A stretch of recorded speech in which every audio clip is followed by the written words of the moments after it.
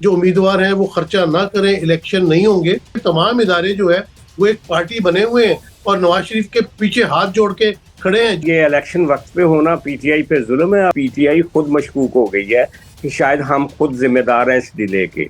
बैरून मुल्क जितने यूट्यूबर्स बैठे पीटीआई की हमायत कर रहे हैं और अदारों के खिलाफ एक नफरत फैला रहे हैं, उनके बारे में कहा है जी कि पीटीआई का उनसे कोई ताल्लुक नहीं है। फौज को फौज का काम करने देना चाहिए और फौज भी हमारी फौज है। नया दौर मीडिया नेटवर्क और प्रोग्राम है खबर गर्म। मैं हूं सज्जाद अनवर और मैं हूं नसीम सिद्दीकी। सज्जाद साहब, बड़ी खबरें कल से गर्म है। जो बातें हो रही थी कि शायद इलेक्शन नहीं हो, लेकिन फिर दोबारा काजी फाइज ईसा साहब ने रात के टाइम फिर अदालत के दरवाजे खुले, किसी को सुने बगैर ही जो है वो फैसले दे दिए गए। ये तो चलो अच्छी बात है कि इलेक्शन तो होने चाहिए और इसमें कोई एम्बिगिटी नहीं होनी चाहिए। गो के एतजाज एहसन साहब तो अभी भी कह रहे हैं कि जो उम्मीदवार हैं वो खर्चा ना करें, इलेक्शन नहीं होंगे। अच्छा, फिर जिस तरह पीटीआई के ऊपर इल्जाम तराशी की गई कि शायद उन्होंने इलेक्शन डिले करवाने की कोशिश की है, ये पीटीआई तो है वाहिद जमात जो साल सवा साल से शोर मचा रही है कि इलेक्शन करवाए। उन्होंने खैबर पख्तूनख्वा और पंजाब की असेंबली डिसॉल्व की थी इसीलिए कि इलेक्शन करवाए जाए।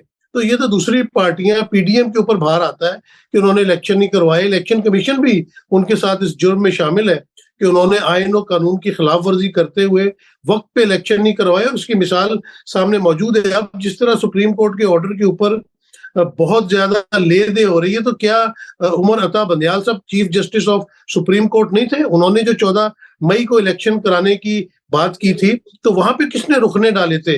वो तो 14 मई को इलेक्शन नहीं करवाए गए। तो ये सब बातें सामने आनी चाहिए। इस वक्त तो लगता है कि तमाम इदारे जो है वो एक पार्टी बने हुए हैं और नवाज शरीफ के पीछे हाथ जोड़ के खड़े हैं। जिस तरह नून लीग कह रही है, जिस तरह पीडीएम कह रही है, उस पर अमल करते चले जा रहे हैं। और एक बेचारी पीटीआई बची है जिसके ऊपर मजालिम ढाए जा रहे हैं। मेरे ख्याल से आप इस बात पे कुछ रोशनी डालें, बाकी बातें मैं उसके बाद करूंगा। जी सजाद साहब। नहीं, क्या ये इलेक्शन वक्त पे होना पीटीआई पे जुल्म है आपके ख्याल में? नहीं, पीटीआई के ऊपर जुल्म नहीं है, लेकिन जिस तरह इस वक्त मजालिम ढाए जा रहे हैं, ये जो डीसीओज हैं, ये अपने असिस्टेंट कमिश्नर्स हैं, ये क्या 16 एमपीओ का जो ऑर्डर निकाल रहे हैं उसमें किसको गिरफ्तार कर रहे हैं? पीटीआई को। आप इन्हीं को फिर बना देंगे आरओज और डीआरओज, तो वो फिर क्या हशर करेंगे पीटीआई के साथ? तो मेरे ख्याल से उनकी जो अपना शिकायत थी वो दुरुस्त थी। उन्होंने कहीं पे ये नहीं लिखा था कि आप इलेक्शन डिले कर दें, फला चीज कर दें। ये तो इलेक्शन कमीशन की जिम्मेदारी है कि उन्हें बर वक्त इन चीजों का बंदोबस्त करना चाहिए था। उसकी मिसाल एक आपके सामने बहुत बड़ी मिसाल मौजूद है कि जो मौजूदा हुकूमत है वफाक में अगर आप ले लें, तो पीडीएम के जो उसमें कारिंदे थे या शहबाज शरीफ के साथ जो लोग मौजूद थे वो आज भी मौजूद है। किस किस्म की ये आप देख रहे हैं कि ये अपना निगरान गवर्नमेंट हक चीमा वहां मौजूद है, फवाद हसन फवाद वहां मौजूद है, तौकीर शाह वहां मौजूद थे। और दूसरी मजे की बात यह है कि निगरान वजीर दाखिला जिन्होंने अभी रिजाइन दिया है, सरफराज बुख्ती साहब ने, वो पीपल्स पार्टी या नून लीग में शामिल होने जा रहे हैं। तो मेरा मतलब है कि जब शामिल होने जा रहे हैं उनको टिकट चाहिए नून लीग या पीपल्स पार्टी का। तो जितने दिन गुजरे हैं उन्होंने क्या कुछ नहीं किया होगा उनके लिए। तो पीटीआई की तो सिंपली ये बात थी कि आप जो है वो अपना इनको देखें कि जो मौजूदा निगरान सेटअप है ये पीटीआई के खिलाफ है।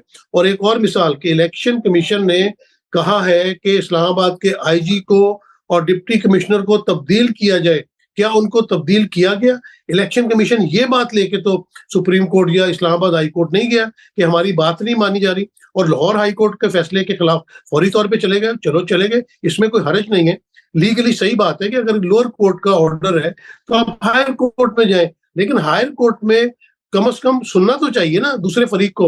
मुझे याद है कि जब उमर अता बंदयाल साहब के जमाने में इलेक्शन का केस आया था, तो जस्टिस मंसूर अली शाह ने अपने आप को अलहदा कर लिया था कि ये तो लोअर कोर्ट में ये मामला देखा जा रहा है। तो जब लोअर कोर्ट में अभी ये मामला देखा जा रहा था, तो फिर तो उन्होंने अपने आप को अलहदा नहीं किया। और फिर जिस तरह केस सुना गया, जिस तरह तजलील की गई जूनियर वकीलों की, ये कोई तरीकेकार मेरे ख्याल से दुरुस्त नहीं है। आपको सुनना चाहिए, आप सबसे बड़े हैं, आप एक फादर की हैसियत रखते हैं वकालत में, जजेस में, आप सुप्रीम जज है, लेकिन आप अपने जूनियर्स को किस तरह उनकी तस्दीक कर रहे हैं कि आपने कहाँ से तालीम हासिल की है, ये उमैर न्याजी किसी न्याजी का रिश्तेदार तो नहीं है। ये तो मतलब थड़े वाली बातें लग रही थी। ये कौन सा सुप्रीम कोर्ट में आप, एक तो आप पूरी दुनिया को दिखा रहे हैं, टीवी के ऊपर ये मामलात आ रहे हैं, और फिर आप इस तरह की बातें करेंगे, इस तरह सर्जनिश करेंगे, तो ये कोई मुनासिब बात तो नहीं है। क्यों सजाद साहब, आपका क्या ख्याल है? देखें, वो जज जो होते हैं, वो जजों के रिमार्क्स हमने हमेशा ही देखे हैं, बाज़ औक़ात वकीलों के खिलाफ। ये कोई इतना बड़ा मसला नहीं, लेकिन मसला उस वक्त पैदा हुआ ना नसीम साहब, जब पीटीआई की के पिटिशनर जो उमैर नियाजी हैं वो गए तो इलेक्शन करवाने के लिए जो डीआरओज हैं और आरओज हैं उनका केस लेकर गए थे कि इंतजामिया से नहीं होने चाहिए। लेकिन जब उन्होंने स्टे ऑर्डर ले लिया उसके ऊपर, और जब जज साहब स्टे ऑर्डर दे रहे थे तो उमैर नियाजी को चाहिए था कि वो स्टे ऑर्डर ना दें, और उसके नतीजे में इलेक्शन कमीशन ने अपना काम रोक दिया जो वो ट्रेनिंग दे रहे थे आरओज की और डीआरओज को। अच्छा, जब वो ट्रेनिंग भी रुक गई तो उससे पूरे पाकिस्तान में एक सवाल पैदा हो गया कि अब वक्त पे इलेक्शन नहीं हो सकता। तो चीफ जस्टिस साहब ने फौरन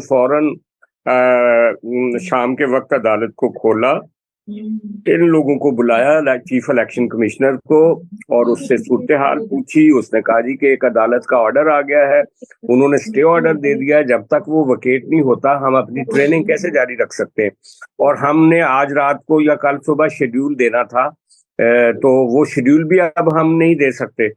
तो वो फिर उसके ऊपर चीफ जस्टिस साहब को ये एक जो कहते हैं बादियो नजर में यही नजर आया कि सिर्फ यही पिटीशन थी पीटीआई की जिसके नतीजे में ये सारा कुछ डीरेल हो रहा था, तो उन्होंने वो रोक दिया।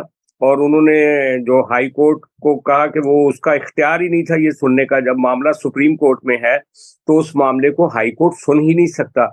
और उसके अलावा उन्होंने उमैर नियाजी को भी बुला लिया है। अब उमैर नियाजी को बुला के उसकी शान में कोई गुस्ताखी नहीं हो गई, वो जाएगा सुप्रीम कोर्ट, वो जाके बताएगा कि मेरी पिटीशन ये थी और मेरी पिटीशन अभी भी स्टैंड करती है, आप सुप्रीम कोर्ट उस पर कोई फैसला कर दो। तो वो जो फेयर एंड फ्री इलेक्शन के बेशुमार फोरम्स है वहां पे पीटीआई बात कर सकती है, लेकिन जो स्टे ऑर्डर ले लिया, उसको एक्सेप्ट कर लिया, उसको तो आपके पीटीआई के वकील अली जफर ने कहा कि जनाब ये स्टे ऑर्डर लेने की वजह से पीटीआई खुद मशकूक हो गई है कि शायद हम खुद जिम्मेदार हैं इस डिले के। सजाद साहब, आप बड़े माशाल्लाह मासूम आदमी है, आपने बड़े मासूमाना अंदाज में जो है वो उनको डिफेंड किया है। इलेक्शन कमीशन की आप हरकतें देख लें जो पिछले कुछ अरसे से उनकी चल रही हैं, जिस तरह उन्होंने कराची में इलेक्शन करवाए और बिल्कुल जमात इस्लामी की सुनवाई नहीं की, वो तो बिल्कुल एक पार्टी नजर आ रहे हैं। अगर उनको आरओ चेंज करने थे या स्टे ऑर्डर मिल गया है तो उसके बारे में क्या कभी वो सुप्रीम कोर्ट में या किसी अदालत में गए कि हमने इंतजामिया से कहा है कि आईजी इस्लामाबाद को चेंज किया जाए या डिप्टी कमिश्नर को चेंज किया जाए? और बाकी भी आप पूरे मुल्क के अंदर देख लें कि जो डीसीज और एसीज का रोल है इस वक्त, तो इस वक्त इस वजह से पीटीआई को इस बात के ऊपर एक अंदेशा था कि जो इलेक्शन का दिन होगा या उससे पहले होगा, उस दिन क्या सलूक होगा, कि जो पिटीशन उनके खिलाफ आएगी, कोई रिटर्निंग अफसर के पास कोई चीज आएगी, तो वहां पे उनके साथ क्या सलूक होना है। तो वहां पे अगर इस्लामाबाद लाहौर हाई कोर्ट ने कोई फैसला दिया है, लाहौर हाई कोर्ट फैसला दे सकता था कि भाई आप जो है वो आरओज वगैरह कहीं और से ले ले। ये तो किसी ने लफ्ज इस्तेमाल नहीं किया जी कि इलेक्शन रोक दिए जाए। ये तो इलेक्शन कमीशन और पीडीएम का वतीरा रहा है कि जब इलेक्शन आपसे पहले मांगे जा रहे थे तो आप कहते थे ओ हमारे पास तो पैसे नहीं है जी, हमारे पास तो सिक्योरिटी नहीं है जी, हमारे पास तो फला मसला हो गया जी। उस वक्त इतनी तावीलें पेश की जाती थी। तो अभी तो पीटीआई ने कहीं नहीं कहा कि आप इलेक्शन ना कहें, उन्होंने तो कहा आरओज नहीं आपको इंतजामिया में से लेने चाहिए। तो वहां पे अगर उनका ऑर्डर आ गया था तो इलेक्शन कमीशन फौरी तौर पे अदलिया के पास जाता कि एक जो लाहौर हाई कोर्ट है, सुप्रीम हाई कोर्ट है, वो भी बड़ी हाई कोर्ट है, उधर से फैसला आया तो हमें फौरी तौर पे अदलिया में से जो है वो आरओज दिए जाए। अगर वो इलेक्शन शेड्यूल का ऐलान कर देते तो कोई ऐसा हर्ज तो नहीं था ना, ऐलान ही आपने करना था। आपने कौन सा फौरन इलेक्शन कराने शुरू कर देने थे? कागजात नामजदगी भी तो आपने अभी कुछ दिनों बाद ही लेने ना, और आप फौरी तौर पे जाते हैं जज साहब के पास कि भाई या तो हमें अदलिया से आरओज दे दें या हमें इंतजामिया, ये जो आपकी एजुकेशन सेक्टर है वहां पे पहले भी ट्रेंड लोग बैठे हैं जो इलेक्शन करवा चुके हैं। बात यह है कि आपने अपनी मर्जी करनी है और आपने इस वक्त हर मुद्दा जो है वो पीटीआई के ऊपर डाल देना है, और इसी वजह से पीटीआई अदालत में गई कि हमारे साथ तो हर जगह नाइंसाफी हो रही है। वो तो अपनी नाइंसाफी को लेके गए ना। वो तो जमात है जो पहले दिन से कह रही है कि भाई इलेक्शन कराएं, इलेक्शन कराएं, इलेक्शन कराएं। और जिस तरह आप अभी उनके ना आप उनके कन्वेंशन होने दे रहे हैं, ना उनके जलसे जुलूस होने दे रहे हैं। नसीम साहब, नुकता तो सिर्फ इतना था ना कि जब स्टे ऑर्डर हुआ था तो उमैर नियाजी कहता कि हमें स्टे ऑर्डर नहीं चाहिए। भाई आपको एक बात समझ नहीं आ रही, नसीम साहब, प्रोसेस ही रुक गया था, उनकी ट्रेनिंग रुक गई थी, शेड्यूल रुक गया था। तो फिर अगर जुडिशरी ने उसमें इंटरवीन किया तो इस पर परेशान होने वाली बात नहीं है मेरा ख्याल। और रह गई बात आरओज की और डीआरओज की, उसके अभी भी फोरम मौजूद है, उस पर जा सकती है पीटीआई और अपना मुतालबा रख सकती है। नहीं, देखिए बात ये है कि मुतालबा रख देंगे। अगर उमैर नियाजी ने स्टे ऑर्डर पे कुछ नहीं कहा तो जज साहब को फिर उस वक्त सोचना चाहिए था। उमैर नियाजी तो अपनी एक पिटीशन लेके गया ना, वो रुकवा तो नहीं सकता कि नहीं नहीं जज साहब आप ये फैसला ना दें, आप ये वाला फैसला दे दें। और ट्रेनिंग रुक गई है, कौन सी सर इतनी बड़ी ट्रेनिंग है, ये कौन सी मिलिट्री ट्रेनिंग है? केड़ा सी इन्होंने जंग दे उत्ते भेजना सी या फलां जगह भेजना था? इलेक्शन है, आप इनकी ट्रेनिंग रोक के यार आप टीचर्स को ट्रेनिंग बुला नहीं लेते, रुकी, आप अकेली टीचर्स की शेड्यूल रुक ट्रेनिंग गया। करनी मैं शुरू कर आपको कह रहा देते। हूँ, और ये ट्रेनिंग आपको आज मैं याद आई है? आपको कह रहा हूँ, आप 5 साल से बैठे हुए, मैं आपको पता है कि आपने इलेक्शन 2023 या 24 में करवाने हैं, तो आप ये पहले से सारे बंदोबस्त करके रखें। वही मैं कह रहा हूँ ना कि इलेक्शन कमिश्नर, इलेक्शन कमीशन भी इस वक्त पार्टी बने वो हुए बंदो और फेयर एंड फ्री इलेक्शन होते हुए नजर नहीं आ रहे। जो इनकी जिम्मेदारी बनती है, इनकी जिम्मेदारी बनती है कि ये मुल्क के अंदर फेयर एंड फ्री इलेक्शन करवाएं। जब तक ये फेयर एंड फ्री इलेक्शन नहीं होंगे, ये माहौल इसी किस्म का चलता रहेगा। तो अगर पीटीआई के अलावा कोई भी आता है, पाकिस्तान मुस्लिम लीग नून कोई पिटीशन लेके आती है, कोई तहफ़्फ़ुज़ात पीपल्स पार्टी के हैं, तो इलेक्शन कमीशन की जिम्मेदारी बनती है कि उस पिटीशन को जो है वो डील किया जाए, उनके तहफ़्फ़ुज़ात दूर किए जाए। जिस तरह कल इनके तहफ़्फ़ुज़ात दूर किए गए हैं, आप मुझे बताएं क्या वो तरीक़ेकार दुरुस्त था? नसीम साहब, इसका फैसला तो बहरहाल आने वाला वक्त ही करेगा कि आरओज डीआरओज इनको इंतजामिया से मिलते हैं या जुडिशरी से मिलते हैं। लेकिन बात यह है कि पीटीआई को भी कोशिश करनी चाहिए कि इलेक्शन के डिले के मामले में अगर कोई मामला होता है तो उसके ऊपर भी वो स्टैंड दें, पहली बात। दूसरी बात यह है कि अगर उनके तहफ़्फ़ुज़ात हैं तो वो आगे जाके कहीं ना कहीं हो जाएंगे एड्रेस।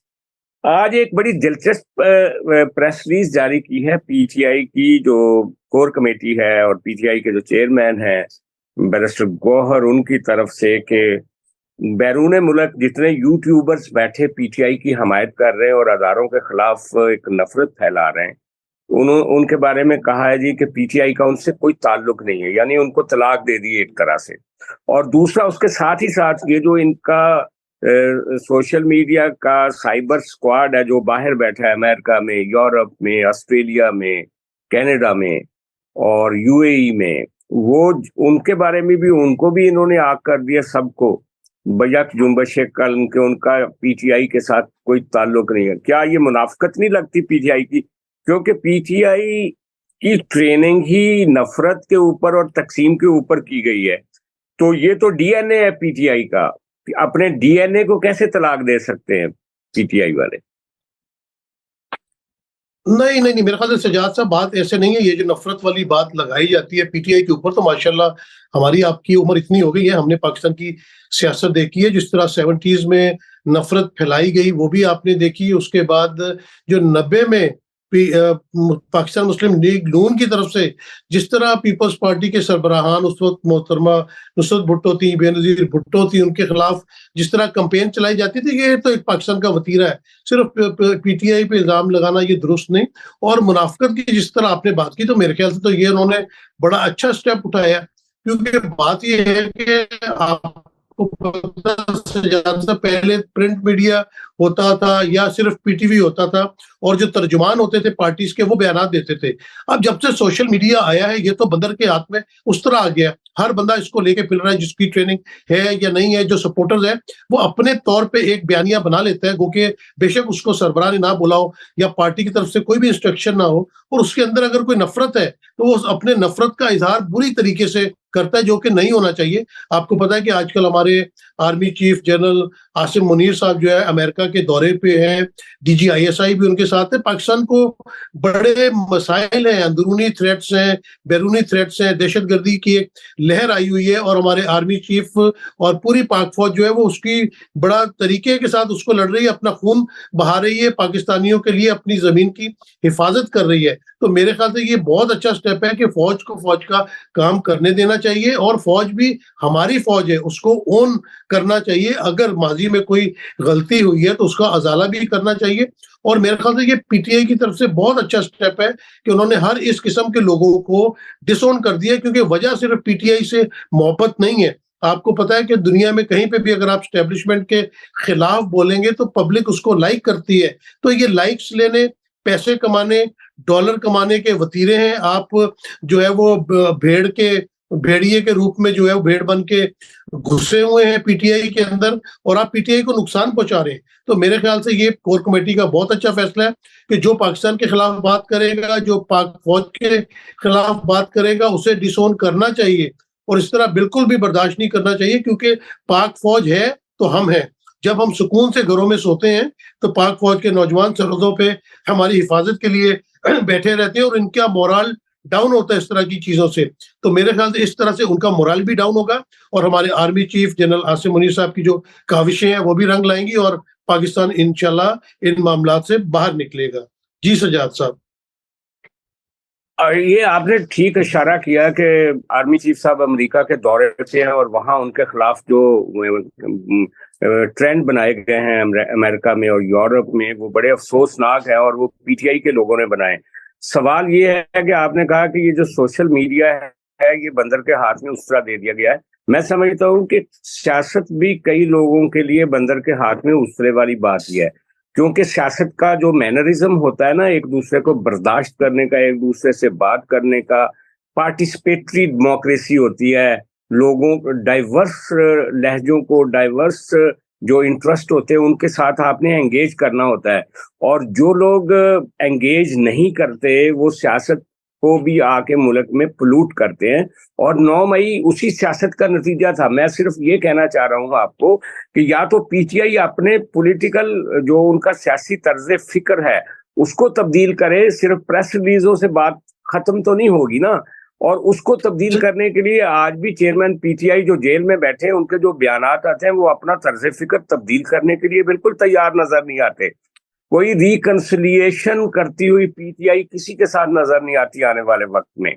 तो ये जो प्रेस रिलीज है ना, ये तो जिम्मेदारी से होता बरा होने के लिए कि जी सॉरी इन्हां नाल साडा कोई ताल्लुक नहीं, तो इससे ज्यादा इसकी कोई डेप्थ नहीं है इस प्रेस रिलीज की। सजाद साहब, अगर आपको याद हो, आपने कहा कि ये PTI के ट्रोल्स हैं, अगर आपको याद हो कि जिस तरह यूरोपियन यूनियन में डिसइंफो लैब का जो है वो तहलका खेज एक ब्रेकिंग न्यूज निकली थी, तो आपको ये बात नहीं भूलना चाहिए कि इंडिया, रॉ, मोसाद, जितनी भी इस किस्म की पाकिस्तान के खिलाफ एजेंसीज हैं वो भी इस किस्म के काम करती हैं। तो मेरे ख्याल से ये PTI ने बहुत अच्छा किया कि उनको डिसोन किया। जब उनको लाइक्स नहीं मिलेंगे, उनको व्यूज नहीं मिलेंगे, तो डेफिनेटली उनकी पॉपुलैरिटी जो है वो खुद ब खुद नीचे जानी शुरू कर देगी। और जो तर्ज अमल PTI का रहा है, मैं उसके बिल्कुल हक में नहीं हूँ। ये तशद्दुद की सियासत पूरे मुल्क में नहीं होनी चाहिए, लेकिन बात है कि हमारे मुल्क में ट्रेनिंग किस चीज की होती है। जो चाहता है, जिसके पास पैसा होता है, वो आके सियासत में शामिल हो जाता है। और ये तशद्दुद की सियासत किसने नहीं की? सबको याद है कि मोहतरमा